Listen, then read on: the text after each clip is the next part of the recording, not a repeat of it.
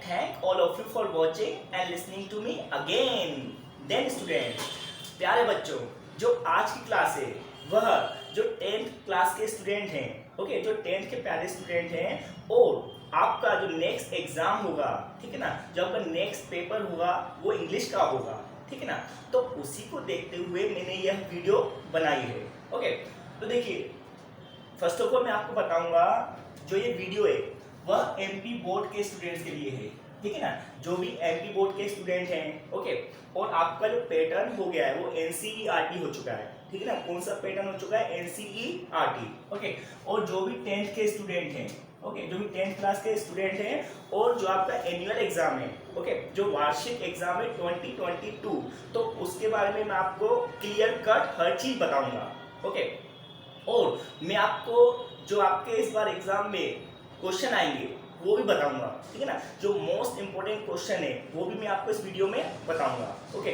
So please don't skip the video and watch the video till the end. Okay, तो student, सबसे पहले मैं आपको आपका जो पैटर्न है, ठीक है ना, मतलब एग्जाम का जो पैटर्न होगा वो कैसे आएगा मैं आपको बता रहा हूँ, ठीक है ना। आपको याद रखना है जो आपका एग्जाम होगा ना वो 4 सेक्शन में होगा, ठीक है ना, उसके सेक्शंस कितने होंगे student, 4, okay, A B C D, okay, जो क्वेश्चन पेपर होगा आपको याद रखना है उसके 4 सेक्शन होंगे, ठीक है ना। तो मैं आपको बता दूं जो आपको फर्स्ट सेक्शन ए है, ठीक है ना, वो आपको कितने मार्क कैरी करेगा, इट मींस आपको कितने मार्क्स देगा, 10 मार्क्स, याद रखना है, ठीक है ना। आपका ओवरऑल एग्जाम होगा 80 मार्क्स का, ठीक है ना, क्योंकि 20 मार्क्स आपको प्रोजेक्ट फाइल के दिए जाएंगे, ओके, आपका होगा एग्जाम ओवरऑल 80 मार्क्स का।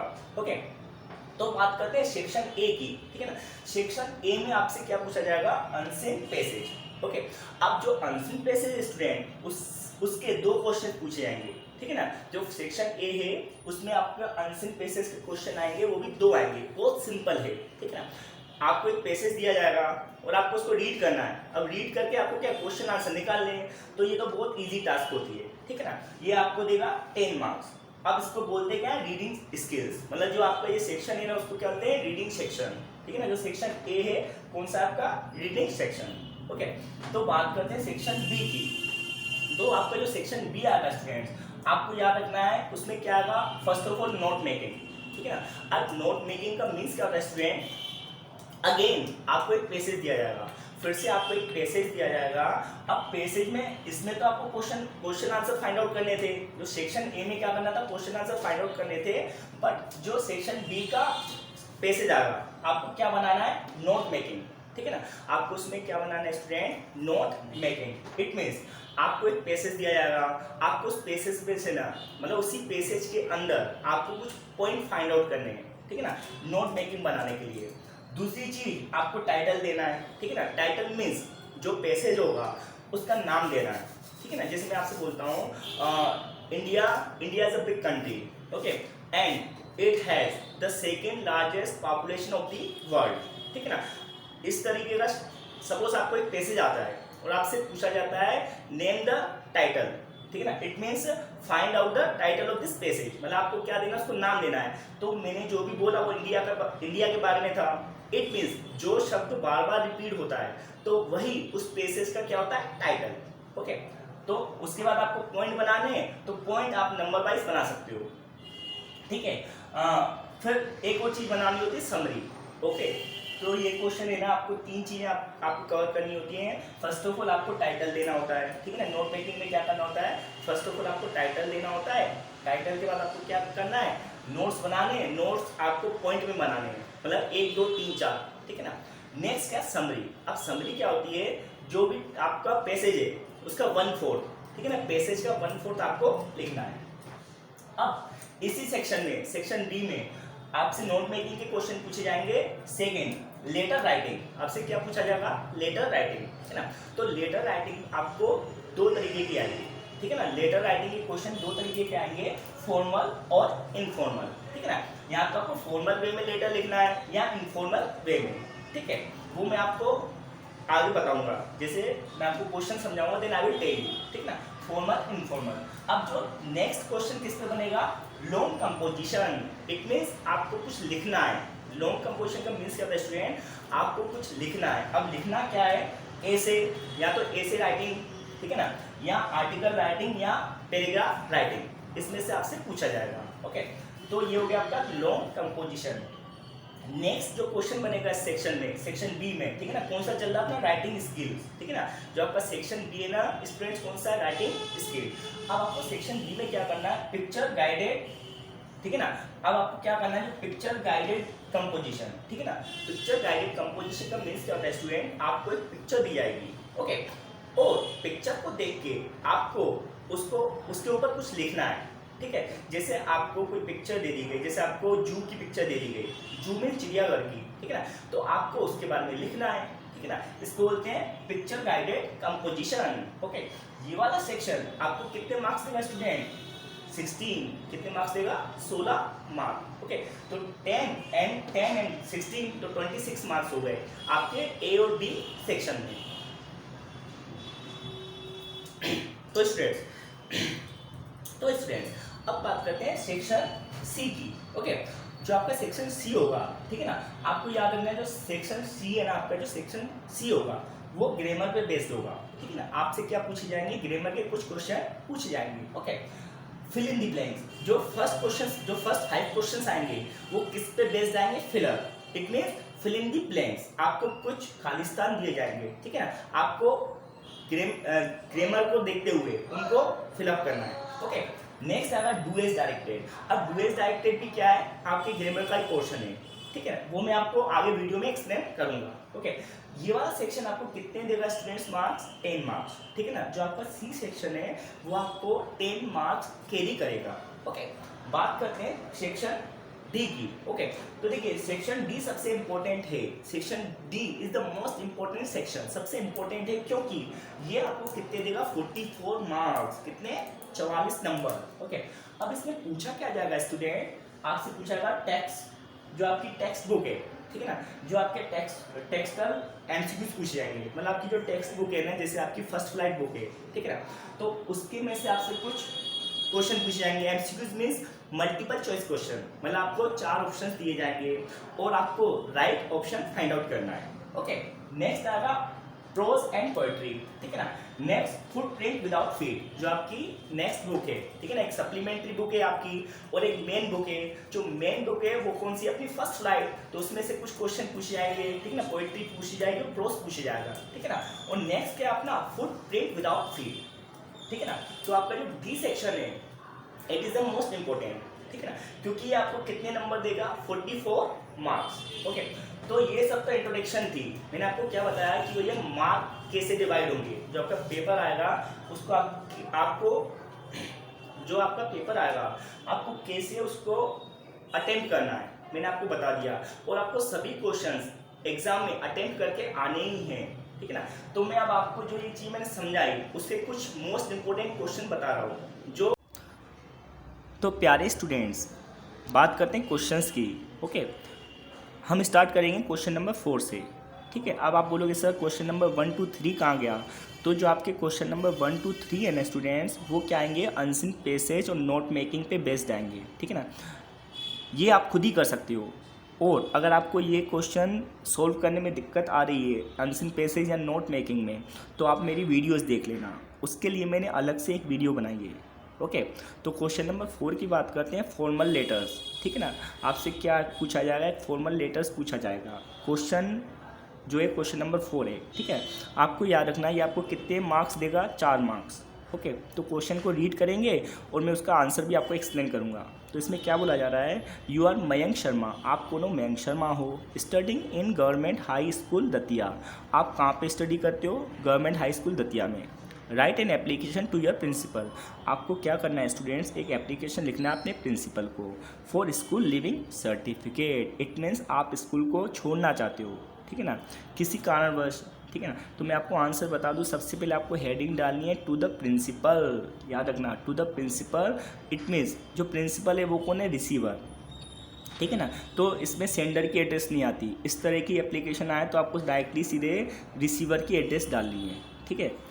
To the principal government high school Datia, जो आपको एड्रेस ऊपर दी गई है वही आपको एड्रेस यहाँ पे मेंशन करनी है, ठीक है ना। फिर उसके बाद आपको डेट मीन्स तारीख डालनी है, ठीक है ना, तारीख डालनी है जो जिस दिन आप एग्ज़ाम हॉल में एग्ज़ाम दोगे वही तारीख आपको यहाँ पे मेंशन करनी है, ठीक है। नेक्स्ट, अब सब्जेक्ट क्या है, एप्लीकेशन फॉर ट्रांसफ़र सर्टिफिकेट, ठीक है ना, क्योंकि आप किसके लिए एप्लीकेशन लिख रहे हो, ट्रांसफ़र सर्टिफिकेट के लिए, तो आप वो सब्जेक्ट डाल दोगे, ठीक है। रिस्पेक्टेड सर, सम्मानीय sir, I beg to say that, इसका मीन्स क्या होता है स्टूडेंट, मैं निवेदन करके कहता हूँ, बेग मीन्स क्या होता है, निवेदन करना। I beg to say that I am a student of class 10th, मतलब मैं कौन सी क्लास का स्टूडेंट हूँ, क्लास 10th का। अब मेरा सेक्शन कौन सा है, ए, ठीक है ना, ऑफ योर स्कूल, मतलब आपके स्कूल का, okay. My father is a government servant, अब इसमें क्या बोला जा रहा है, जो जैसे आप लिखोगे तो आपको मेंशन करना है my father is a government servant, मेरे पिताजी क्या है, एक सरकारी कर्मचारी हैं। And he has been transferred from Datia to Indore, अब इसमें क्या बोला जा रहा है स्टूडेंट, मेरे पिताजी का ट्रांसफ़र कर दिया गया दतिया से इंदौर में, okay. My family is shifting to Indore, आगे बोला जा रहा है कि भैया जो मेरा परिवार है वो कहाँ पे शिफ्ट हो रहा है, इंदौर में। आई कैन नॉट देयरफॉर, इसलिए I can not continue my studies here, मैं यहाँ पर अपनी स्टडी लगातार नहीं कर सकता हूँ, ठीक है ना। इसमें क्या बोला जा रहा है, मैं यहाँ पर अब स्टडी कंटिन्यूसली नहीं कर सकता हूँ, काइंडली कृपया करके इशू मी ट्रांसफ़र सर्टिफिकेट, कृपया करके आप मुझे क्या दे दीजिए, जो शाला त्याग प्रमाण पत्र है वो दे दीजिए, एज सुन एज पॉसिबल, जितना जल्दी संभव हो सके, okay. I shall ever remain thankful, इसका मीन्स क्या होता है student, I shall ever remain thankful to you, मैं आपका हमेशा आभारी रहूँगा। And all my teachers from, और जितने भी मेरे टीचर्स हैं, फ्रॉम हुम आई लर्नड अ लॉट, जिनसे मैंने बहुत कुछ सीखा, ओके। तो ये आपकी जो एप्लीकेशन है उसकी पूरी बॉडी थी, ठीक है। अब आपको इसकी जो एंडिंग किससे करनी है, थैंकिंग यू, आपका धन्यवाद, यूअर्स, याद रखना आपको यूअर्स लिखना है इसी तरीके से, यूअर्स ओबीडियंटली, मतलब आपका आज्ञाकारी मयंक शर्मा, क्योंकि ये नाम मेंशन था तो आपको वही लिखना है, क्लास 10th ए, ओके। तो ये वाली एप्लीकेशन क्वेश्चन पेपर में पूछी ही जाएगी, तो अच्छे से आप कर लेना, ठीक है। नेक्स्ट आते हैं ओके स्टूडेंट, तो स्टूडेंट्स बात करते हैं क्वेश्चन नंबर 2 की। यू आर अंजलि वर्मा, आप कौन हो, अंजलि वर्मा, आप कौन हो, Anjali Verma, studying in government girls high secondary school, आप किस में स्टडी कर रहे हो, government girl high secondary school में, जो कहाँ पर है, सीहोर में। राइट एन एप्लीकेशन, आपको अगेन एक एप्लीकेशन लिखनी है टू योर प्रिंसिपल, किसको, अपने प्रिंसिपल को, फॉर फी कंसेशन, मतलब किसके लिए लिखनी है आपको, फी कंसेशन के लिए। इट मीन्स जैसे आप पुअर फैमिली से बिलोंग करते हो, ठीक है ना, गरीब परिवार से हो और आप जो आपकी फ़ीस है वो दे नहीं सकते हो, तो इसके लिए आपको एक एप्लीकेशन लिखनी होती है, किसको, प्रिंसिपल को, ओके। तो सेम आपको फॉर्मेट रखना है, टू द प्रिंसिपल, सबसे पहले ये लिखना है टू द प्रिंसिपल, गवर्नमेंट जो नाम दिया स्कूल का वो लिखना है, government girl high secondary school Sehore. अब जिस दिन आप, मैंने क्या बोला, जिस दिन आप एग्ज़ाम दोगे वही डेट आपको राइट डाउन करनी है, ठीक है ना, डेट 22 जो भी आपका उस दिन जो दिन होगा वो आपको डेट लिखनी है, ठीक है। सब्जेक्ट क्या है, एप्लीकेशन फॉर फी कंसेशन, मतलब किसके लिए लिखनी है भैया, application for fee concession. Respected sir, सम्मानीय सर, ठीक है ना।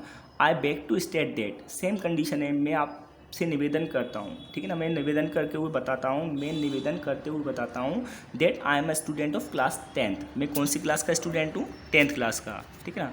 ए ऑफ योर स्कूल, जो आपका स्कूल है ए का, ठीक है ना। माई father is a poor farmer, मेरे पिताजी क्या है, गरीब किसान हैं। ही कैन नॉट पे फॉर माई ट्यूशन फ़ी, वह क्या नहीं कर सकते कि भैया मेरी जो ट्यूशन फ़ी है वो पे नहीं कर सकते। एंड बुक्स, और जो बुक्स हैं वो भी नहीं खरीद सकते। I also want to state, मतलब मैं आपको ये भी बताना चाहता हूँ, ठीक है ना। तो उसके बाद आपको I also want to state that I want to study, ठीक है ना। इसके बाद आपको लिखना है भैया मैं ये भी बताना चाहता हूँ कि मैं I want to study further, मैं आगे भी स्टडी करना चाहता हूँ, सो प्लीज़ काइंडली, अब उसके बाद लिखना है फी कंसेशन फॉर मी, ठीक है ना। फिर एंडिंग में आपको सेम डालना है, थैंकिंग, एंड ये वाले जो मैंने बताया था ये आपको ये सेम टू सेम डालना है, ठीक है ना, ये वाली चीज़, thanking you yours obediently Mayank Sharma, ठीक है। तो ये आप देख लेना, ओके। नेक्स्ट बात करते हैं स्टूडेंट, इनफॉर्मल लेटर, किसकी बात करते हैं, इनफॉर्मल लेटर्स की, ठीक है ना, जो फादर को लिखा जाता है या फ्रेंड को लिखा जाता है, ठीक है ना, इनफॉर्मल वे में। Write a letter to your friend. तो क्या करना है, आपको लेटर लिखना है अपने फ्रेंड को, inviting him to attend the marriage ceremony. अब आपको क्या करना है, अपने फ्रेंड को इनवाइट करना है कि भैया वो किसको अटेंड करे, मैरिज सेरेमनी को ऑफ योर ब्रदर, मतलब आपके भाई की शादी होने जा रही है, ठीक है ना। और आप किसको इन्वाइट करने चाहते हो, अपने फ्रेंड को। अब आपको याद रखना है यहाँ पे सेंडर की एड्रेस आएगी, ठीक है ना। यहाँ पे क्या आएगी, सेंडर की, जो जैसे आप भेज रहे हो तो आपको अपनी एड्रेस इस साइड लिखनी है, ठीक है ना। तो A/20 MLB रोड, एक्चुअली ये बोर्ड नहीं है, रोड है, ठीक है ना। MLB road, Satna MP, okay, 10 नवंबर, और जो तारीख है वो आपको लिखना है, ठीक है ना।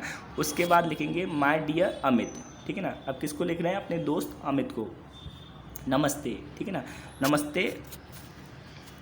आगे देखिए, आई होप, मैं आशा करता हूँ, this letter finds you hale and hearty, मतलब जो ये लेटर है आपको बहुत खुश करेगा, ठीक है ना। Special is that my elder brothers, अब देखो इसमें स्पेशल चीज़ क्या है कि जो मेरे एल्डर ब्रदर हैं, मैरिज हैज़ बीन फिक्स्ड, उनकी जो शादी है वो फिक्स कर दी गई है, ठीक है ना। अब कब होगी, ऑन 23 नवंबर, मतलब 23 नवंबर को, ठीक है ना। The baraat will go to Siddhi on 22 November, ठीक है ना। अब जो बारात है वो कहाँ जाएगी, सीधी में जाएगी, ठीक है ना, 22 नवंबर को। ओके, आई इन्वाइट यू, मैं आपको इन्वाइट करता हूँ, to attend my brother's marriage, आप किसको अटेंड करो, मेरे भाई की शादी को, ठीक है ना। We have not met for a long time, इसमें क्या बोला जा रहा है कि हम बहुत समय से मिले भी नहीं हैं। सो टेक दिस अपॉर्चुनिटी, तो इस मौके का फ़ायदा उठाओ, ठीक है ना, फॉर आवर मीटिंग, जिससे हम क्या मिलें। Okay, come here a week before, अब इसमें क्या बोला जा रहा है, कम से कम एक सप्ताह पहले आना है, ठीक है ना। सो दैट, ताकि we may enjoy each other's company, ताकि हम क्या कर सकें, एक दूसरे की, ईच अदर्स का मीन्स कहता है एक दूसरे की कंपनी को एंजॉय कर सकें। The invitation card will be sent soon, अब इसमें जो फ्रेंड वो क्या बोल रहा है कि भैया जो इन्विटेशन कार्ड है वो आपको जल्दी ही भेज दिया जाएगा। Please do come, rest is okay, अब इसका मीन्स क्या होता है स्टूडेंट्स, कृपया जरूर आइए, रेस्ट इज़ ओके, बाकी सब ठीक है। ओके, यू आर सिंसियरली, आपका समझदार, अब जो आपका नाम है वो लिख देना है, अनिल, ओके, जो दिया है। तो ये अपना क्वेश्चन 4 यहाँ पे कंप्लीट हो गया। अब क्वेश्चन 5 जो आएगा आपका स्टूडेंट, ऐसे राइटिंग, ठीक है ना। अब आपसे क्या पूछा जाएगा, 5 मार्क्स का आएगा, तो आपको ज़्यादा नहीं लिखना, बट जो भी लिखना है अच्छे से लिखना है, ठीक है ना, ऐसे राइटिंग। अब देखिए, राइट एन ऐसे, आपको एक ऐसे लिखना है on any one of the following topics, मतलब आपको कुछ टॉपिक्स दिए गए हैं, ठीक है ना, उनमें से आपको एक ऐसे लिखना है इन अबाउट 150 वर्ड्स। तो आपको याद रखना है केवल 150 शब्दों में ही लिखना है, उससे ज़्यादा आपको डिटेल में नहीं लिखना है। ओके, तो ये याद कर लेना, इनमें से ही आपका ऐसे आएगा, या तो वंडर ऑफ साइंस कर लेना आप, या माय हॉबी कर लेना, ठीक है ना, और यूर हॉबी, ठीक है ना, या एन इंडियन फेस्टिवल, या अ ग्रेट लीडर, इन चारों में से कोई भी आप कर लेना, ठीक है ना।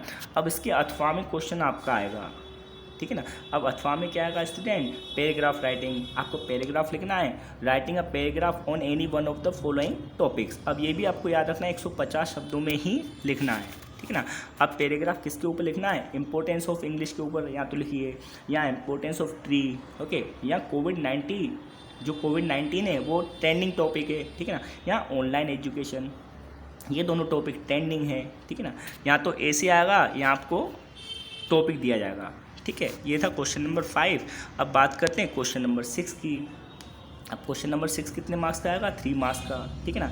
पिक्चर गाइडेड, मतलब आपको एक पिक्चर दी जाएगी, उसके ऊपर आपको कुछ लिखना है, ठीक है ना। कंपोजिशन मतलब कंपोज करना है इन अबाउट 75 वर्ड्स, मतलब केवल 75 शब्दों में। ओके, तो देखिए क्या बोला जा रहा है, on the basis of the picture, मतलब पिक्चर को देख कर, ठीक है ना, on the basis of the picture given below, जो आपको नीचे दी गई है, describe how we can prevent our self from कोविड-19। इट मीन्स, इसमें तो वो पिक्चर का जो क्वेश्चन है ना, वो भी किस पर पूछ लिया गया, कोविड-19 पर। मतलब आपको एक पिक्चर दी गई है, आपको ये सब चीज़ें देखनी है, ठीक है ना। जैसे आपको ये चीज़ें देख रही है ना, जैसे वॉशिंग हैंड, ठीक है ना, ये सब चीज़ें दिख रही हैं, इनको देखते हुए आपको क्या बनाना है स्टूडेंट्स, एक पिक्चर बनानी है, ठीक है ना।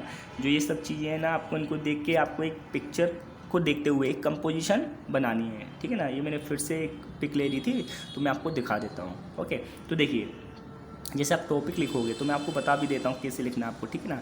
देखिए आंसर क्या लिखेंगे, कोविड-19 प्रिवेंशन, तो इसका मीन्स क्या होता है भैया, कोविड-19 से बचाव, ठीक है ना। In the case of infectional pandemic like corona, ठीक है ना। तो इसका मीन्स क्या होता है, जो आजकल इन्फेक्शंस पेंडेमिक है, ठीक है ना, लाइक कोरोना, ठीक है ना, वी रश, ठीक है ना। अब इसमें क्या बोला जा रहा है students, wait, prevention is always better than cure. तो इसमें क्या बोला जा रहा है, जो प्रिवेंशन होती है वो हमेशा अच्छी होती है किससे, इलाज से। ये एक मुहावरा भी है, prevention is always better than cure, मतलब बीमार होने से अच्छा है कि पहले से ही अपन क्या रहें, मतलब अपने आप को बचा के रखें, ठीक है ना। इसका मीन्स ये होता है, so we should follow corona guidelines. तो हमें क्या करना चाहिए, कोरोना की गाइडलाइन को फॉलो करना चाहिए। वॉश यूर हैंड्स फ्रेक्वेंटली, मतलब आपको ये बताना है, मतलब पॉइंट वाइज आपको लिखना है कि भैया आपको अपने हाथ बार बार धोने हैं, ठीक है ना। डोंट गेदर इन ग्रुप्स, मतलब आपको किस में इकट्ठे नहीं होना है, मतलब भीड़ भाड़ में। वियर अ मास्क, मास्क पहनना है। टेक सोशल डिस्टेंसिंग सीरियसली, मतलब जो सोशल डिस्टेंसिंग उसको सीरियसली आपको क्या मानना है, ठीक है ना। शॉप शेकिंग हैंड्स, मतलब आपको क्या, जो साबुन है उससे आपको अपने हाथ धोने हैं, ठीक है ना। तो ये था। अब देखो नेक्स्ट क्वेश्चन देख लेते हैं। इस on the basis of the picture given below how we can keep our self fit and healthy. तो देखो आप इसमें बना लेना, जैसे मैंने आपको ऊपर एक एग्जांपल बताया था, जैसे कोविड की कुछ पिक्चर दी गई थी, तो वैसे आपको कुछ मतलब आपको बताना है फिट एंड हेल्दी कैसे रह सकते हैं। तो आपको एक पिक्चर दी जाएगी, तो उसके ऊपर आपको लिखना है। तो आई होप आप लिख लोगे, ठीक है। ये दोनों अच्छे से कर लेना, ठीक है ना। अब जो आपका सेक्शन सी पे आ जाते हैं, तो एक्चुअली ये अपनी फाइनल तैयारी चल रही है, जो मैं आपको फाइनल प्रिपरेशन बता रहा हूँ, तो थोड़ा मैं जल्दी बता रहा हूँ, ठीक है ना। तो आपने बेसिकली चीज़ें कर तो ली होंगी, ठीक है ना, केवल आपको रिमाइंड करना है, ठीक है ना, मतलब रिवाइज करना है चीज़ों को। तो सेक्शन सी की बात करते हैं स्टूडेंट, कौन सा आएगा, ग्रामर का सेक्शन है, ठीक है ना। ये आपको कितने मार्क्स देगा, 5 मार्क्स। तो देखिए, he knows the boy, it means वह बॉय को जानता है।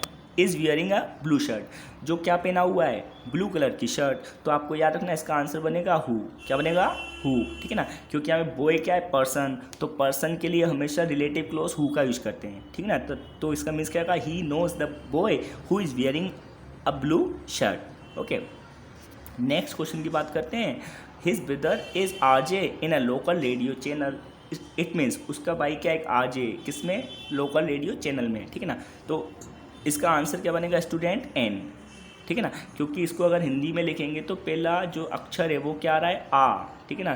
तो अ से लेके अंग खाली तक एन आता है, तो इसका आंसर आएगा स्टूडेंट एन। तो his brother is an RJ in a local radio channel.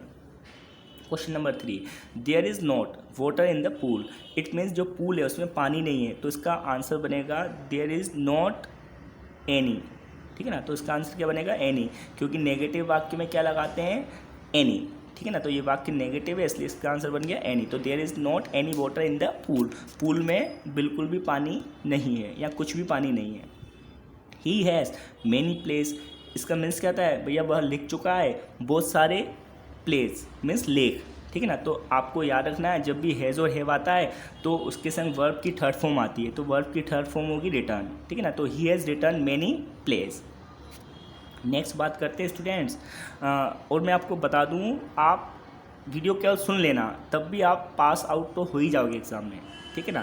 देखो, blank I take your pen, तो उसमें क्या पूछा जा रहा है, परमिशन ली जा रही है। तो परमिशन के लिए कौन सी मोडाल्स वर्ब का यूज करते हैं, मे, ठीक है ना। तो मे आई टेक यूर पेन, क्या मैं आपकी पेन ले सकता हूँ। क्वेश्चन नंबर 6 है, we blank to follow the traffic rules, तो हमें क्या करना चाहिए, ट्रैफिक रूल्स का मानना चाहिए, ठीक है ना। तो इसका आंसर क्या बनेगा, वी वॉट ऑट टू, ठीक है ना। ऑट टू का मीन्स क्या होता है, जब हमारी कोई लाइबिलिटीज़ होती है, ठीक है ना, जब हमारी कोई रिस्पॉन्सिबिलिटी होती है तो उसके लिए ऑट टू का यूज करते हैं। तो आंसर बनेगा we ought to follow the traffic rules. Okay, when I was young I climb trees, तो इसमें क्या बोला जा रहा है, जब मैं छोटा था तो मैं कहाँ पे चढ़ जाता था, ट्रीज़ पे, पेड़ पे, ठीक है ना। तो इसका आंसर बनेगा कुड, क्योंकि पहला क्लोज वोज में, मतलब पहला सेंटेंस वोज में है ना, तो दूसरा भी पास्ट में जाएगा, मतलब वोज मीन्स पास्ट में है, तो दूसरा भी किस में जाएगा, पास्ट में, ठीक है ना।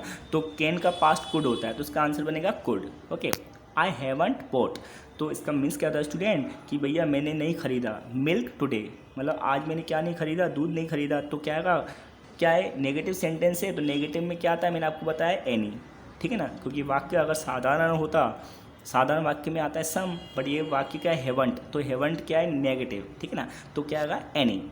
How blank students are present today. तो इसका मीन्स क्या होता है कि भैया आज कितने छात्र उपस्थित हैं। तो इसमें स्टूडेंट काउंटेबल हैं तो काउंटेबल के संग मैनी आता है, ठीक है ना। मच आता है अनकाउंटेबल के संग, तो इसका आंसर बनेगा मैनी। तो how many students are present today.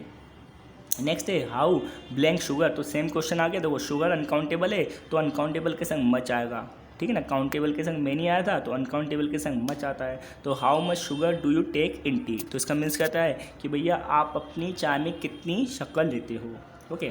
The earth blank round the sun. तो इसका मीन्स क्या आता है, जो पृथ्वी है वो किसका चक्कर लगाती है, सूर्य का, ठीक है ना। तो अर्थ सिंगुलर सब्जेक्ट है तो सिंगुलर में एस और ईएस लगता है क्रिया के संग, तो मूव्स, ठीक है ना। सिंगुलर के संग हमेशा क्या लगाते हैं, एस और ईएस, तो इसमें एस लगा है तो ये आंसर सही है, ठीक है ना। तो the earth moves round the sun.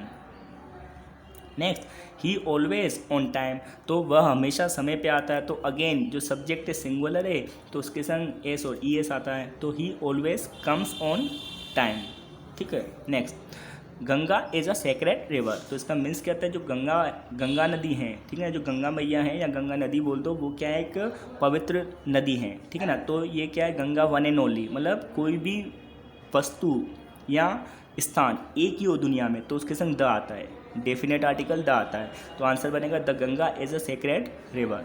Arun is blank tallest boy in the class. जो अरुण भैया हैं वो सबसे लंबे हैं क्लास में, ओके। तो इसका क्या बनेगा, द, क्योंकि सुपरलेटिव डिग्री के संग हमेशा द आता है। तो Arun is the tallest boy in the class. His father is blank MLA. तो अगेन ये आर्टिकल पे बेस्ट क्वेश्चन है। तो एमएलए में का जो फर्स्ट लेटर है, जो फर्स्ट अक्षर है, क्या है, ए, ठीक है ना। तो ए आएगा तो इसका आंसर बनेगा एन, क्योंकि अ से लेके अंग खाली तक एन आता है। तो his father is an MLA, मतलब उनके पिताजी एक विधायक हैं। एमएलए का मीन्स कहता है विधायक, ठीक है। तो जो भी चीज़ें मैंने आपको एक्सप्लेन की अभी वो आपको 5 नंबर देंगी, और जो नेक्स्ट क्वेश्चन है वो भी 5 नंबर देगा, ठीक है ना। तो आपको याद रखना है डू एज डायरेक्टेड, किस फॉर्म में आएगा वो, डू एज डायरेक्टेड, ओके। तो he did his work well, मतलब उसने अपना काम अच्छे से किया। इसका मीन्स क्या था, student he did his work well, उसने अपना काम अच्छे से किया। चेंज इनटू नेगेटिव, अब इसका नेगेटिव बनाना है तो सिंपल है, आपको याद रखना है ही डिड नॉट, ठीक है ना। डिड के बाद आपको क्या रखना है, ही डिड नॉट, उसके बाद डू लगा देना है। क्या लगा देना स्टूडेंट, डू। तो आंसर मैं बोल देता हूँ, लिख लेना, ठीक है ना। ही did not do his work well, ठीक है ना। बहुत स्टूडेंट गलती करके आते हैं इस क्वेश्चन में, लिख लेना आंसर आप, he did not do his work well, ठीक है ना। ये नेगेटिव का ये बनेगा। अब the boy is my cousin, the boy has won the race. तो इसका मीन्स क्या होता है स्टूडेंट, जो सेकंड क्वेश्चन है, जो बॉय है वो मेरा कजिन है, जो क्या कर चुका है, रेस को जीत चुका है, ठीक है ना। तो आपको क्या करना है, combine the sentence into relative close, मतलब 2 वाक्यों को एक वाक्य बनाना है। किसके हेल्प से, रिलेटिव क्लोज की हेल्प से। तो आपको simply the boy is my cousin same to same लिखना है। अब ये फुल स्टॉप हटा के और ये द हटा के और बॉय हटा के, इन चीज़ों को हटा के क्या लगा देना है, हु। क्या लगा देना है, केवल हु। तो आंसर क्या बन जाएगा, the boy is my cousin who has won the race, ठीक है ना। मैं आंसर बोल भी दे रहा हूँ, the boy is my cousin who has won the race. Question number 3 की बात करते हैं। अनलेस यू वर्क हार्ड, यदि आप मेहनत नहीं करोगे, यू विल फेल, आप क्या हो जाओगे, फेल हो जाओगे। अब इसको करना क्या है student, rewrite the sentence using if, मतलब आपको क्या लगाना है, इफ़ लगाना है, किसकी जगह पे, अनलेस की जगह पे, ठीक है ना। तो आपको पहले तो अनलेस हटा देना और इफ़ लगा देना, ठीक है ना। तो मैं आंसर लिख देता हूँ, इफ़ यू। अब इफ़ यू डू नॉट, क्या जाएगा, इफ़ यू डू नॉट या डोंट, लिख लेना आप answer. If you don't work hard you will fail. Next question की बात करते हैं, क्वेश्चन नंबर 4 की। अमन इज़ वेरी इंटेलिजेंट, जो अमन भैया है ना वो क्या है, बहुत बुद्धिमान है। ही can pass this exam easily, मतलब यह इस एग्ज़ाम को आसानी से पास कर सकते हैं, ठीक है ना। तो आपको क्या करना है, combine the sentence using so that. तो आपको बहुत सिंपल क्वेश्चन है, ठीक है ना। आपको केवल ये सेम टू सेम लिखना है। जो अमन इज़ है, अब वेरी की जगह आपको क्या लगाना है, सो। वेरी को हटा के क्या लगाना है स्टूडेंट, सो। तो अमन इज़ सो इंटेलिजेंट। अब ये फुल स्टॉप हटा के ये फुल स्टॉप हटा देना, उसके बाद क्या लिख देना है आपको, दैट, ठीक है ना। फुल स्टॉप की जगह पे क्या लिखना है आपको, दैट। तो Aman is so intelligent that he can pass this exam, पूरा सेम टू सेम आंसर बन गया अपना, ठीक है ना। नेक्स्ट देखो question number 5। They are selling their house, इसका मीन्स क्या होता है स्टूडेंट, वे अपना मकान बेच रहे हैं। अब क्या करना है, चेंज इनटू प्रेजेंट परफेक्ट। तो प्रेजेंट परफेक्ट का स्ट्रक्चर क्या होता है, सब्जेक्ट की जगह सब्जेक्ट रखना है, दे। अब दे के संग क्या आता है, बहुवचन है तो हैव, ठीक है ना। तो दे हैव, लिख लेना, अब मैं बोल रहा हूँ अब लिख भी लेना स्टूडेंट, ओके। तो दे हैव, अब सेलिंग की जगह क्या आएगा, सोल्ड, ठीक है ना। तो they have sold their house, it means वे अपना मकान बेच चुके हैं, ओके। नेक्स्ट है शी स्पीक्स द ट्रूथ, वह सच बोलती है, वह सच बोलती है। क्या करना है, चेंज सेंटेंस नेगेटिव बनाना है। तो मैं आपको लिख देता हूँ भैया, शी की जगह शी लगाना, फिर डज नॉट लगा देना। शी डज नॉट को बोलते हैं डजंट, शी डजंट, फिर स्पीक की जगह स्पीक्स की जगह स्पीक कर देना है, मतलब ये एस हटा देना, ठीक है ना। तो क्या बन जाएगा, शी डज नॉट या she doesn't speak the truth, okay. Next है they have been playing here since morning, तो इसका मीन्स क्या होता है कि भैया वे यहाँ पे सुबह से खेल रहे हैं, ठीक है ना। आपको क्या करना है, change the sentence into past perfect. तो किस में, पास्ट परफेक्ट कंटिन्यूस में चेंज करना है। तो बहुत सिंपल है, ये हैव हटा देना और क्या लगा देना, हैड। क्या लगा देना स्टूडेंट, केवल हैड। तो दे हैड बीन, क्या बन जाएगा, they had been playing here since morning. हो गया अपना आंसर। अब देखिए, ही इज़ टू इल, इसका मीन्स क्या आता है, वह इतना बीमार है, टू गो स्कूल, कि वह स्कूल नहीं जा सकता। तो आपको सो दैट लगाना है, तो बहुत सिंपल है। तो ही इज़ टू की जगह लगा देना सो, ही इज़ सो इल, इसको हटा देना, ही इज़ सो इल। अब इस टू को हटाना, उसके लगा देना that, he is so ill that. अब ही कैन नॉट, याद रखना, ही कैन नॉट, उसके बाद सेम टू सेम लिखना ये चीज़, ठीक है ना।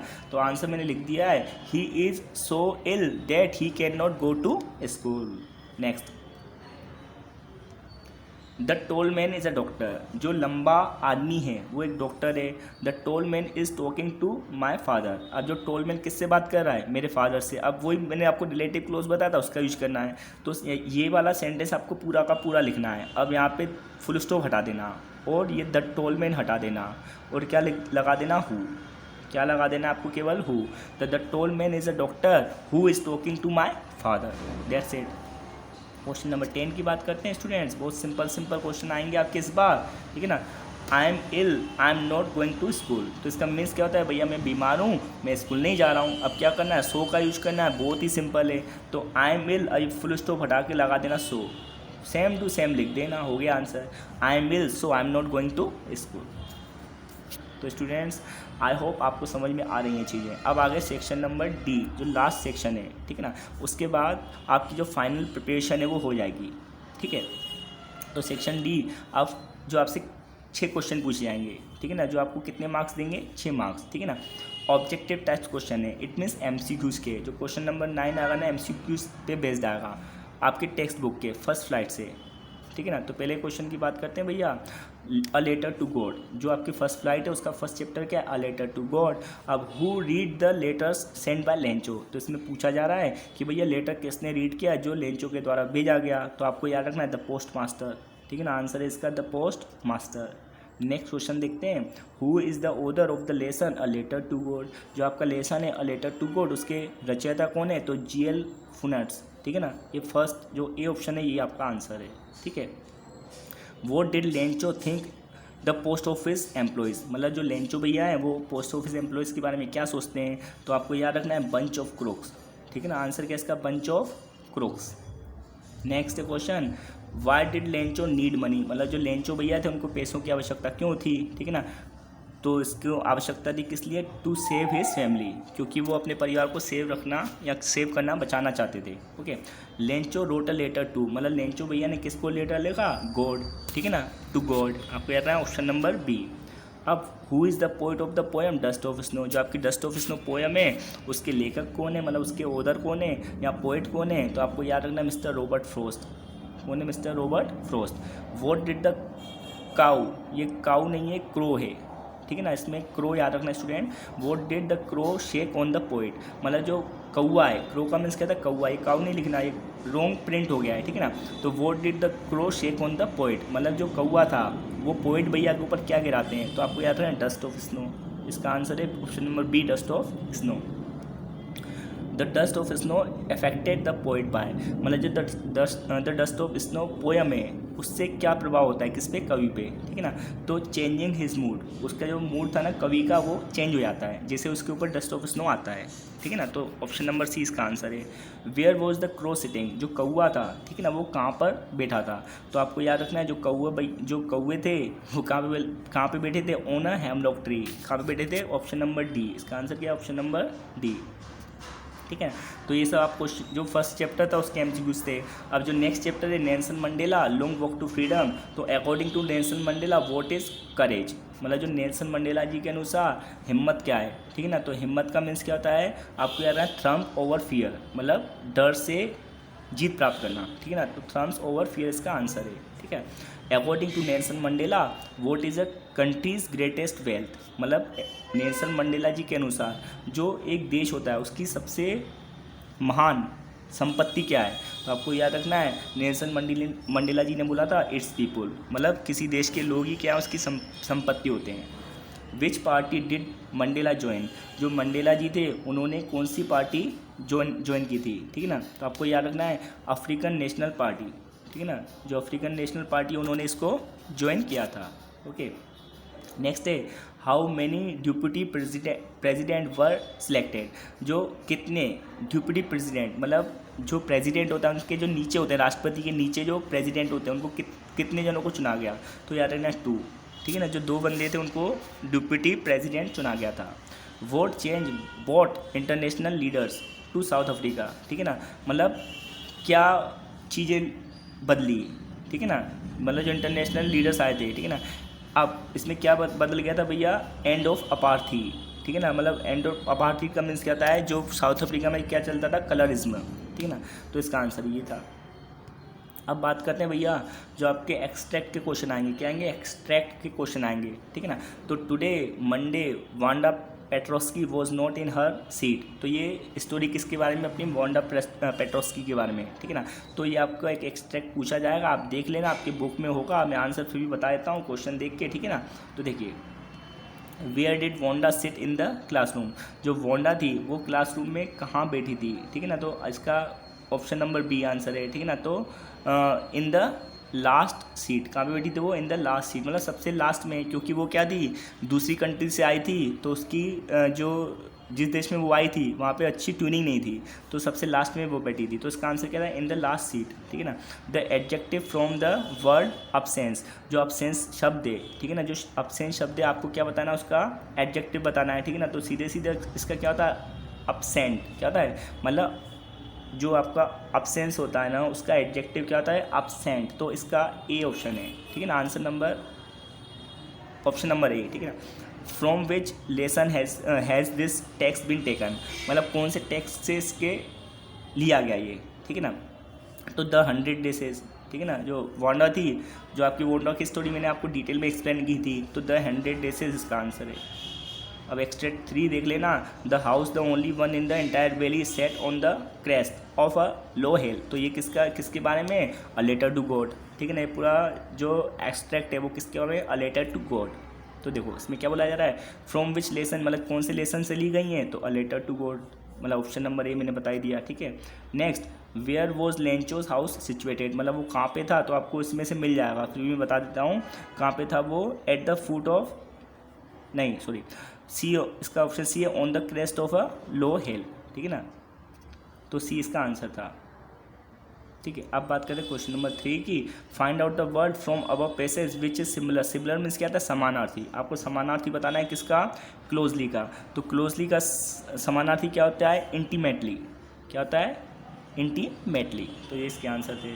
अब जो नेक्स्ट है आपका एक्सट्रैक्ट 10th में, तो ये कौन सा है, अपने Nelson Mandela long walk to freedom, ठीक है ना। तो मैं इसके सीधे आंसर बता देता हूँ आपको, फ्रॉम विच लेसन, मतलब कौन से लेसन से ये लिया गया, तो Nelson Mandela long walk to freedom, C इसका आंसर है, सी। नेक्स्ट है in the about text I refer to, मतलब जो आई है वो किसके बारे में बताया जा रहा है, तो मिस्टर नेल्सन मंडेला, तो सी इसका आंसर है।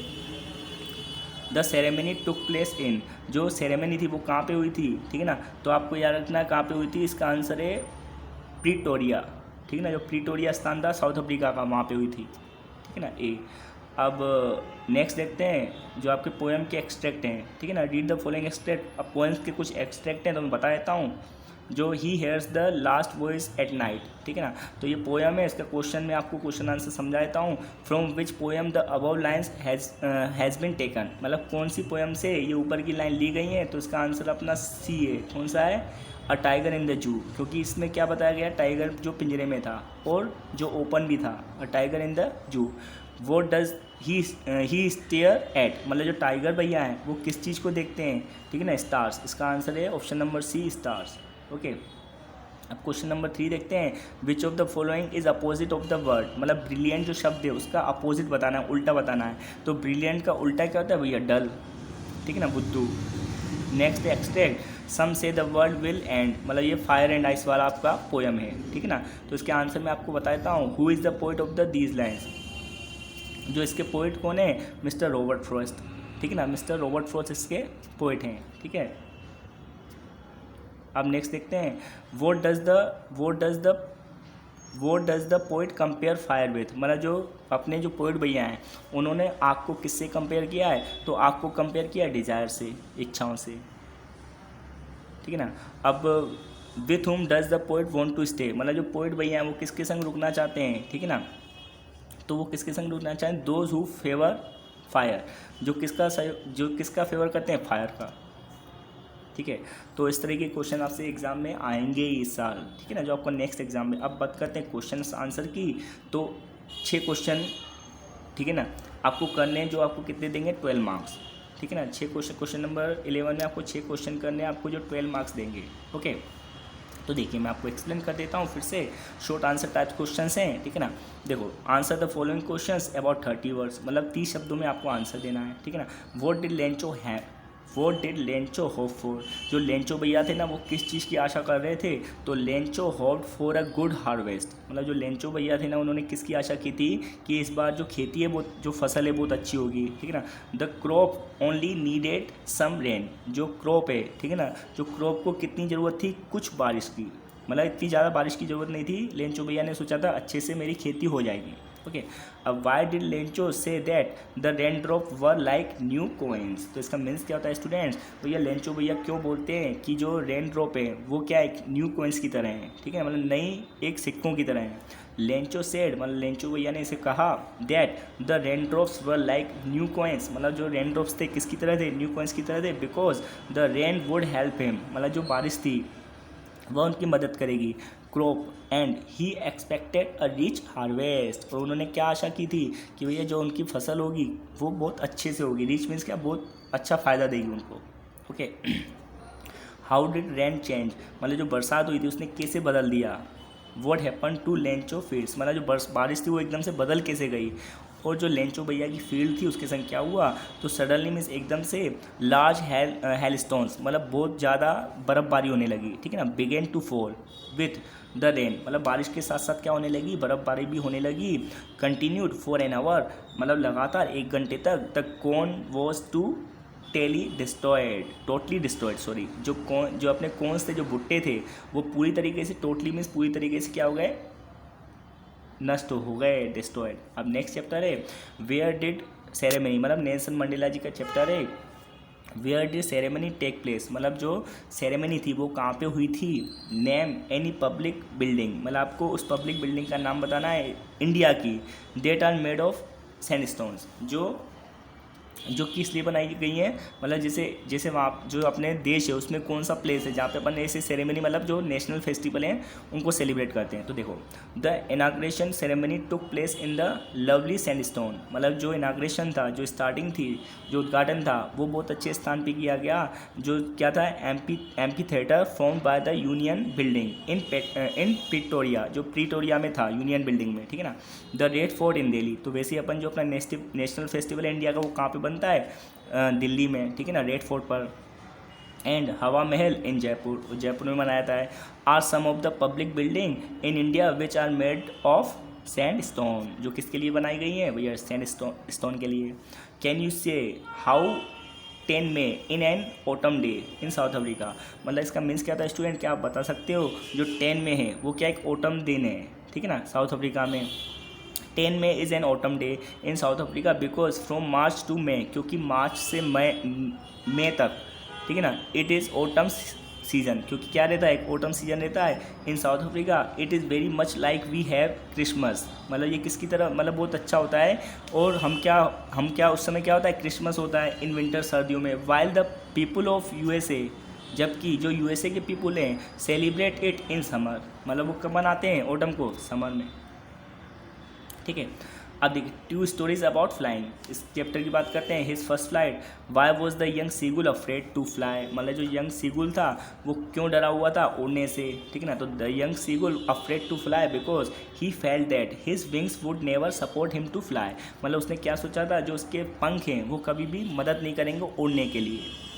वॉट कंपेयर्ड, मतलब क्या मजबूरी, the young seagull to finally fly, मतलब किस चीज़ ने मजबूर कर दिया किसको, सीगुल को फ्लाई करने के लिए। The young seagull was very hungry, मतलब जो यंग सीगुल क्या था, बहुत भूखा था। इट वॉज हिज हंगर, मतलब यह उसकी भूख थी। That ultimately compelled him to fly, जिसने आखिरकार उसको मजबूर कर दिया उड़ने के लिए। नेक्स्ट जो चैप्टर है इसका, ब्लैक एरोप्लेन, इसी का एक बार आपका पार्ट क्या है, ब्लैक एरोप्लेन। तो I will take the risk, अब इसमें क्या बोला जा रहा है, जो पायलट भैया हैं वो क्या बोलते हैं, मैं रिस्क लूँगा। What is the risk, for risk जोखिम क्या है, ठीक है ना। Why does the narrator take it, मतलब जो नरेटर ही क्या है वो अपने बारे में बता रहे हैं, ठीक है ना। तो देखिए, the risk is to fly the Dakota straight through the storms. अब जो नरेटर भैया थे उन्होंने क्या डिसाइड कर लिया था कि अपना जो इनका डकोटा जो डकोटा एरोप्लेन था उसको सीधे सीधे ले जाएंगे किसमें, तूफान में। The narrator takes the risk, मतलब नरेटर भैया वो रिस्क लेते हैं, क्यों लेते हैं, to reach home and meet his family, क्योंकि उनकी इच्छा क्या थी कि भैया घर पे पहुंचना और फैमिली से मिलना। डिस्क्राइब द नरेटर, ये सब इंपॉर्टेंट क्वेश्चन मैं आपको बता रहा हूँ, आप इनको लर्न कर लेना, ठीक है ना। और मैं आपको एक्सप्लेन भी कर रहा हूँ। डिस्क्राइब द नरेटर्स एक्सपीरियंस, मतलब आपको क्या बताना है, जो नरेटर भैया है उनका एक्सपीरियंस बताना है। As he flew the aeroplane, जैसे उन्होंने क्या किया, एरोप्लेन को उड़ाया इनटू द स्टॉर्म्स, तूफान में। तो देखिए, as he flew the plane into the storm, he was surrounded by blackness, मतलब जैसे उन्होंने उड़ाया अपना एरोप्लेन, ठीक है ना, तो वो चारों तरफ गिर गए, कहाँ पे, अंधेरे में। He could see nothing outside, उनको बाहर कुछ भी नहीं दिखा। His vital aids, the compass and the radio were dead, मतलब जो भी टेक्निकल चीज़ें होती है एरोप्लेन में, ठीक है ना, मतलब जो भी एरोप्लेन में टेक्निकल चीज़ होती है वो उनको कुछ भी नहीं दिखी, मतलब टेक्निकली चीज़ें भी काम नहीं कर रही थी, वो डेड हो गई थी, मतलब मर चुकी थी। The plane jumped and twisted in the air, जो प्लेन था वो क्या जंप्ड कर गया, कूद गया और घूम गया हवा में। द सिचुएशन वॉज क्रिटिकल, जो स्थिति थी वो क्या हो चुकी थी, बहुत बेकार। Then he saw a black aeroplane, फिर उन्होंने क्या देखा, अपने एरोप्लेन जो पायलट भैया उन्होंने क्या देखा, एक ब्लैक एरोप्लेन उनके पीछे आ रहा था। The pilot waived at him, waived means क्या, हाथ हिलाना। जो ब्लैक एरोप्लेन में पायलट थे ना, उन्होंने क्या किया, उनको हाथ दिखाया and asked him to follow, और उन्होंने क्या बोला कि भैया मेरे पीछे आ जाओ।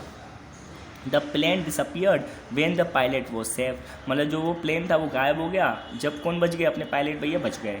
Okay, why does Anne want to keep a diary, जो अपनी एन फ्रैंक है वो क्या डायरी क्यों रखना चाहती हैं, ठीक है ना। तो Anne has a big loving family, मतलब एन जो थी ना उनकी क्या है, बहुत एक प्यारा और बहुत बड़ा परिवार है। She finds that she can not confide her inner thoughts and feeling to any one of the family, but उनको क्या लगता है एन फ्रेंड को कि भैया जो उनकी जो इनर फीलिंग है वो किसी के साथ शेयर नहीं कर सकती। She does the writing to get all kinds of thing of her chest, मतलब उन्होंने क्या बनाया, इसलिए एक राइटिंग करती थी जिससे उनके दिमाग में जो भी चीज़ें उनको लिख सके। ओके, क्वेश्चन नंबर 2, ये सब क्वेश्चन इंपॉर्टेंट मैं आपको बता रहा हूँ जो आपके 2022 में आएंगे, ठीक है ना। Why did Anne think she could confide more in her diary than in people, मतलब जो एन फ्रैंक है वो क्यों बोलती हैं कि भैया उनको ज़्यादा भरोसा है किस पे, डायरी पे। तो देखिए, Anne could confide more in her diary than in people because she thought, क्योंकि उन्होंने सोचा, पेपर हैड मोर पेशेंस, जो पेपर होता है, पेज होता है, उसमें ज़्यादा सब्र होता है देन पीपल, किसकी अपेक्षा, लोगों की अपेक्षा। The diary would keep her secret like a sincere friend, मतलब जो डायरी है वो क्या रखेगी, उसके सीक्रेट को, मतलब जो उसका राज है उसको ओपन नहीं करेगी, ठीक है ना, इसलिए वो क्या सबसे बेस्ट फ्रेंड उसकी डायरी थी। Okay, where is the classroom does Wanda sit and why, मतलब जो वांडा थी वो कहाँ बैठती थी क्लासरूम में और क्यों। तो Wanda sits in the seat next to the last seat, मतलब जो लास्ट सीट है उसके पहले, ठीक है ना, मतलब उसके पास में, ठीक है। नेक्स्ट मीन्स पास में बैठती थी, सीट इन द कॉर्नर, जो बिल्कुल कॉर्नर में थी, ऑफ द रूम के, where all naughty boys sat, जहाँ पे कौन बैठता था, सभी शरारती बच्चे, okay. She sat there because she had no friends, अब वो वहाँ पे क्यों बैठती थी, क्योंकि जो वांडा थी उसका कोई फ्रेंड ही नहीं था, okay. Where does Wanda live, मतलब जो वांडा थी वो कहाँ रहती हैं, what kind of place do you think it is, मतलब आपको क्या लगता है वो कैसा स्थान है, ठीक है ना। Wanda lives in a place called Boggins Heights, मतलब वांडा ऐसे स्थान पे रहती है जो क्या बहुत ऊंचाई पे है, ठीक है ना। It is a poor locality of the city, अब ये क्या है, मतलब बहुत बेकार एरिया शहर का, ओके। अब क्वेश्चन नंबर 12 की बात करते हैं। अब जो आपको 4 मार्क्स देंगे, ठीक है ना, शॉर्ट आंसर टाइप्स क्वेश्चन ही है, तो देखिए आपको कितने वर्ड्स में लिखने हैं, 30 वर्ड्स में, ओके। अब ये पोएम के क्वेश्चन आंसर चलेंगे अपने, ठीक है ना। अब इसमें क्या बोला जा रहा है, where is a dust of snow, ठीक है ना, where is a dust of snow, तो dust of snow are fine particles of snow, मतलब ये कहाँ पे पाया जाता है, जो पार्टिकल्स छोटे छोटे पार्टिकल्स होते हैं, ठीक है ना, ऑफ स्नो मतलब बर्फ़ के। वॉट डज द पोइट से है चेंज हिज मूड, मतलब क्या चीज़ है जो पोइट के मूड को चेंज कर देता है। The small incident of the crow, ठीक है ना, मतलब जो कौआ था, ठीक है ना, crow sitting on the tree, जो कौआ क्या था, ट्री पे बैठा था। Causes the dust of snow to fall on the poet, इसका आंसर क्या होता है कि भैया जो डस्ट ऑफ स्नो गिरा देता है वो, मतलब जो कौआ था ना वो क्या गिराता है, कुछ पार्टिसिपल गिराता है किसके, बर्फ़ के। दिस चेंज हिज मूड, इससे जो पोइट भैया थे उनके मूड चेंज हो जाता है। तो आप ये क्वेश्चन देख लेना जो मैं बताता जा रहा हूँ, how has the poet mood change, मतलब जो पोइट था उनका मूड कैसे चेंज हो गया, क्वेश्चन में बोलना आप देख लेना स्टूडेंट्स, ओके। अब मैं कुछ फुट प्रिंट के आपको बताता हूँ क्वेश्चन, जो आप एग्जाम से पहले जरूर देख के जाना। How did Mrs Pumphrey and her servant behave, मतलब मिसिज फेम्फ्री और जो उनके सर्वेंट था कैसा बिहेव करते हैं, when Tricky was being sent to the surgery, जब ट्रिकी भैया को कहाँ भेजा गया था, सर्जरी के लिए। तो आप ये क्वेश्चन देख लेना, ठीक है ना। अब why was doctor Harriet worried about tricky, मतलब जो डॉक्टर हैरियट थे वो वरीड क्यों थे, किसके बारे में, ट्रिकी के बारे में। तो आप ये आंसर देख लेना।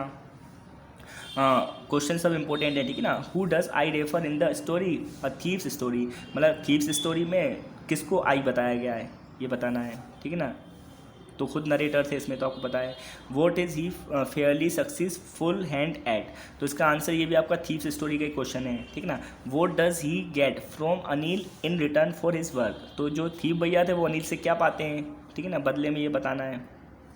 तो आई होप स्टूडेंट्स जो भी मैंने आपको क्वेश्चन समझाया वो आपको समझ में आए होंगे।